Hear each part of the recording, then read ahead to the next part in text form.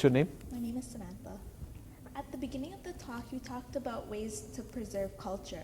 You said language was very deep as opposed to taking off your shoes is not as deep.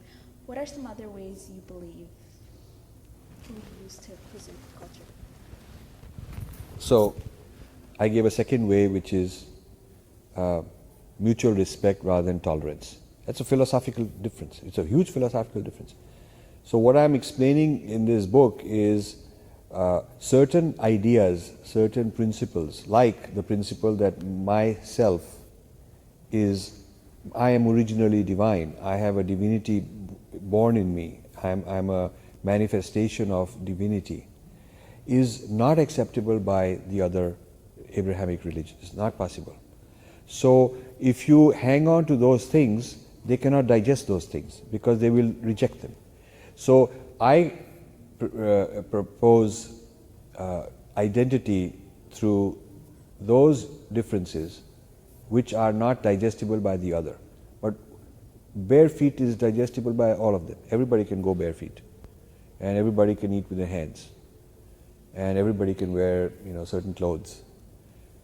But they're not willing to accept and respect the idea that every human being is inherently divine, because they have the concept of being original sinner. Everybody is born sinner. So if you're born sinner, that's completely the opposite of being born divine. So I'm explaining differences which are not trivial that people from the other cultures can accept, but so deep and profound that they simply cannot accept them. To me, what is distinct and long-term and robust long-term are things that the others will just not find, they will not be able to go with that. And that once I've identified that, I know that those are the important things I should hang on to. Yeah? And so even though I hang on to them, and even though others cannot accept them, I'm willing to respect those faiths even though they are different. But I want them to respect me in return. So we have no injunction from God or teaching or anything which says that you should go and convert or go after other people and change them and by hook or crook, pressurize them and tell them they're wrong. We have no requirement to fix other people. Our mandate is to work on ourselves. We have to work on ourselves. But these other religions have a mandate to go fix everybody else. Hence the violence in the world, hence the tension and conflict in the world. So a resource is language, another resource is the notion, the principles like the nature of the self as divine and not original sinner. Another notion is the idea of mutual respect and not tolerance. Another notion is that we're not dependent on some historical event, because we all have that potential in us. We have that, the potential of our great beings that in our past. We all have that same potential in us. So we study about them just to get inspired, not because that happened only once and will never happen again. You see.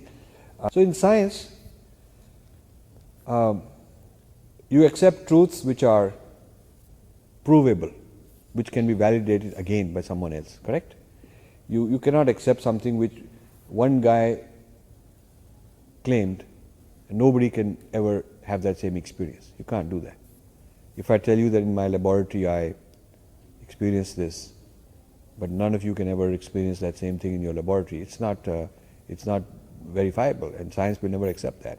Because if I claim something in my laboratory, then many people will have to be able to get that same result in their laboratory. That's how science works. So our tradition says that if a certain Rishi, a certain very advanced being in the past experienced something in a high state of meditation, very profound insight, then all of us have that same potential. Of course, we may have to work really hard and achieve that same state. A lot of discipline, a lot of training, a lot of meditation has to be done to achieve that same state. But we are able to do that if we try. So that's a scientific claim, because people can verify it for themselves. But another faith which says that once upon a time there was God came and this is what Jesus heard, but no other person can ever have that again. Science should not accept that, because it is not reproducible, it is not verifiable, it is unique, one of a kind, that will never happen again. And in science you don't have those kind of, you cannot rely upon such an event as an axiom. You cannot axiomatize such an event. Yeah. So if you are of a scientific mind, you should be saying, okay, what's the empirical? Does Dharma have an empirical foundation? And the answer is yes. In this book, I explain a lot of things which yogis experience, and they teach you and tell you you can experience it too. So it's not that I have this only and you can never have it. You can have the same thing. So in the Abrahamic religions, they're not willing to make claims which are such that you can have the same experience as Jesus had, or Muhammad had, or Moses had. You see? So there is a radical difference. And if you understand these principles, they are not a short conversation job. You have to invest to understand these things. Once you understand them, you will know how to move a conversation in a certain direction that you're having with people of other faiths, and then you are on a more solid ground to